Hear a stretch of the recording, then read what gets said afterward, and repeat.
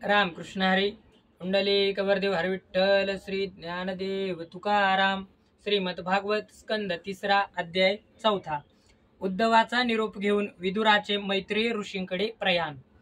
उद्धव म्हणाला, नंतर ब्राह्मणांची परवानगी घेऊन यादवांनी भोजन केले आणि मग वारुणी नावाचे मद्य ते प्याले. त्यामुळे त्यांचा विवेक नष्ट झाला आणि लागट बोलून ते एकमेकांच्या मर्मावर आघात करू लागले. मदिरेच्या नशेने त्यांची बुद्धी बिघडली आणि ज्याप्रमाणे वेळू एकमेकांवर घासल्याने त्यांना आग लागते, त्याप्रमाणे सूर्यास्तापर्यंत ते मारामारी करू लागले. आपल्या मायेचा तो परिणाम पाहून भगवंत सरस्वती नदीच्या पाण्याने आचमन करून एका झाडाखाली बसले. शरणागताचे दुःख दूर करणाऱ्या भगवंतांनी कुलाचा संहार करावा, आपल्या कुलाचा संहार करावा असे ठरविले होते.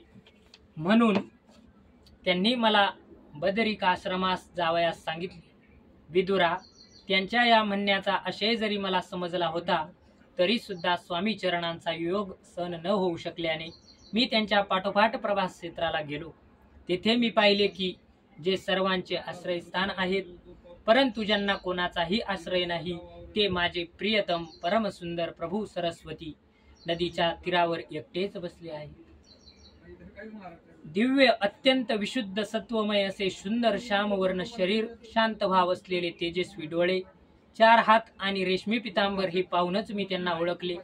ते एका छोट्याशा पिंपळाला टेकून डाव्या मांडीवर उजवे चरण कमल ठेवून बसले होते. खाण्यापिण्याचा त्याग देखील करून ते अतिशय आनंदी दिसत होते. त्याच वेळी व्यासांचे प्रिय मित्र परम भागवत सिद्ध पुरुष मैत्रेय ऋषी आनंदाने विहार करीत योगायोगाने तेथे जाऊन पोहोचले. मैत्रेय मुनी भगवंतांचे प्रेमी भक्त आहेत. आनंद आणि भक्तिभावामुळे ते सदैव विनम्र असतात. त्यांच्या देखतच प्रेम आणि सुहास्य वदनाने माझ्याकडे पाहून मला आनंदित करीत श्रीहरी म्हणाले. श्री भगवान म्हणाले, मी तुझे मनोगत जाणतो, म्हणूनच दुसऱ्या कोणालाही अत्यंत दुर्लभ असलेले असे साधन मी तुला सांगतो. उद्धवा, मागील जन्मी तू वसु होतास. विश्वाची रचना करणाऱ्या प्रजापती आणि वसु यांनी केलेल्या यज्ञात माझ्या प्राप्तीच्या इच्छेने तू माझी आराधना केली होतीस. हे उद्धवा, या जगात तुझा हा जन्म शेवटचाच आहे, कारण या जन्मात तू माझा अनुग्रह प्राप्त करून घेतला आहेस. हा मर्त्यलोक सोडून मी आता माझ्या धामाकडे जाऊ इच्छितो. तुझ्या अनन्य भक्तीमुळेच यावेळी अशा एकांतात तुला माझे दर्शन झाले. ही मोठी भाग्याची गोष्ट आहे. पूर्वी पादकल्पाच्या प्रारंभी मी आपल्या नाभी कमलावर बसलेल्या ब्रह्मदेवाला माझा महिमा प्रकट करणाऱ्या ज्या श्रेष्ठ ज्ञानाचा उपदेश केला होता आणि ज्याला विवेकी लोक भागवत म्हणतात, तेच ज्ञान मी तुला देतो. विदुरा, माझ्यावर प्रत्येक क्षणी त्या परमपुरुषाच्या कृपेचा वर्षाव होत होता.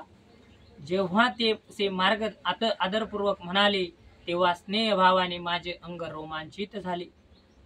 वाणी सदगदित झाली आणि डोळ्यांतून अश्रुधारा वाहू लागल्या. मी हात जोडून त्यांना म्हणालो, स्वामी, आपल्या चरण कमलांची सेवा करणाऱ्या पुरुषांना या जगात अर्थ, धर्म, काम, मोक्ष या 4 पैकी काहीच दुर्लभ नाही. तथापि हे प्रभो, मला त्यांच्यापैकी कशाचीच इच्छा नाही. मी तर केवळ आपल्या चरण कमलांच्या सेवेसाठी असुसलेला आहे. हे प्रभो, आपण निस्पृह असूनही कर्म करता, अजन्मापास असून जन्म घेता, स्वतः कालरूप असूनही शत्रूच्या भीतीने पळून जाऊन द्वारकेच्या किल्ल्यात लपून बसता आणि स्वात्माराम असून ही 16,000 स्त्रियांसमेत रममान होता.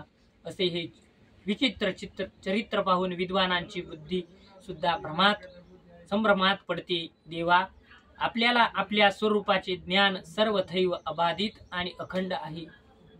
असे असूनही सल्ला घेण्यासाठी मला बोलावून भोळ्या भाबड्या मनुष्याप्रमाणे आपण लक्षपूर्वक मला प्रश्न विचारता. प्रभो, आपली ती लीला माझ्या मनाला संभ्रमित करते. अहो स्वामी, आपल्या स्वरूपाचे गूढ रहस्य प्रकट करणारे जे ज्येष्ठ, श्रेष्ठ आणि समग्र ज्ञान आपण ब्रह्मदेवाला सांगितले, ते समजण्यास मी योग्य असेन तर मला सांगावे. त्या योगे मी या संसार दुःखातून सहज पार होईल. माझ्या हृदयातील भाव याप्रमाणे मी जेव्हा निवेदन केला, तेव्हा परमपुरुष कमलनयन भगवान श्रीकृष्णांनी मला आपल्या परमस्थितीचा उपदेश केला. अशा प्रकारे पूज्यपाद गुरु श्रीकृष्णांकडून आत्मतत्व समजावून घेण्याचे साधन ऐकून आणि प्रभूच्या चरणांना वंदन करून तसेच त्यांना प्रदक्षिणा घालून मी येथे आलो आहे. यावेळी त्यांच्या विरहाने माझे चित्त अत्यंत व्याकुळ झाले आहे. विदुरा, त्यांचे दर्शन झाल्याने सुरुवातीला मला आनंद झाला होता, परंतु आता त्यांच्या विरहाने माझ्या हृदयाला कष्ट होत आहे. मी आता त्यांना प्रिय असलेल्या बदिरिका आश्रम क्षेत्राला जातो. तिथे भगवान श्री नारायण देव आणि नर हे दोन्ही ऋषी लोकांवर कृपा करण्यासाठी दीर्घकालीन सौम्य परंतु कठीण तपश्चर्या करीत आहेत.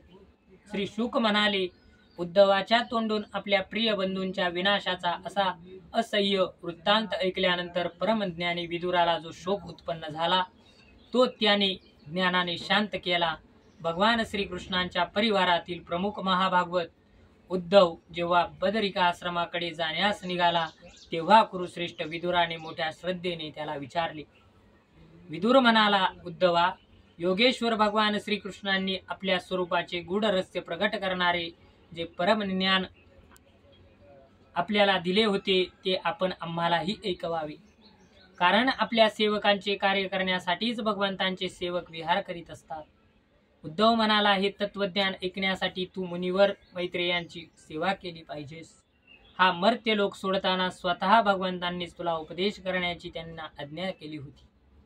श्री शुकदेव म्हणाले, विदुराबरोबरच्या संभाषणात भगवान श्रीकृष्णांच्या गुणांच्या त्या कथा अमृतामुळे उद्धवाचे भगवंतांशी वियोगाचे दुःख कमी झाले. यमुनेच्या तीरावरील त्याची ती रात्र त्याला एका क्षणासारखी वाटली. प्रातःकाल होताच तो तिथून निघून गेला. राजा परीक्षिताने विचारले, भगवन, ऋषी नुकुल आणि भोजवंशातील सर्व महारथी आणि सेनापतींचेही सेनापती नष्ट झाले होते. एवढेच काय, त्रिलोकीनाथ श्रीहरींनीही आपले ते रूप तिरोहित केले होते. असे असता सर्वांचे प्रमुख उद्धव कसे वाचले? श्री शुकदेव म्हणाले, ज्यांनी केलेली इच्छा कधी व्यर्थ होत नाही त्या श्रीहरींनी ब्राह्मणांच्या शापरूपी काळाचा बहाणा करून आपल्या कुळांचा संहार केला आणि आपला अवतार समाप्त करताना असा विचार केला, आता या लोकातून मी निघून गेल्यानंतर अत्यंत संयमशील असा उद्धवच मी सांगितलेले ज्ञान ग्रहण करण्यास योग्य अधिकारी आहे. आत्मज्ञानी उद्धव माझ्यापेक्षा अणुमात्र सुद्धा कनिष्ठ नाही.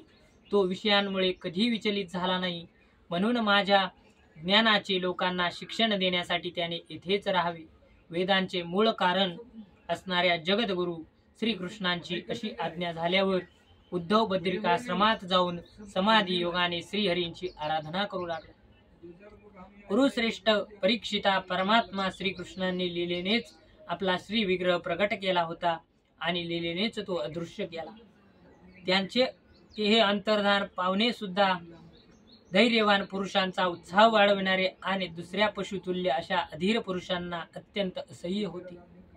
परम भागवत उद्धवाच्या तोंडून भगवंतांची प्रशंसनीय कर्मे आणि अशा प्रकारे त्यांचे अंतर्धान होणे ऐकून तसेच भगवंतांनी परमधामाला जाताना आपली आठवण काढली हे विदुराने ऐकल्यानंतर तो प्रेम विहल होऊन अश्रू ढाळू लागला.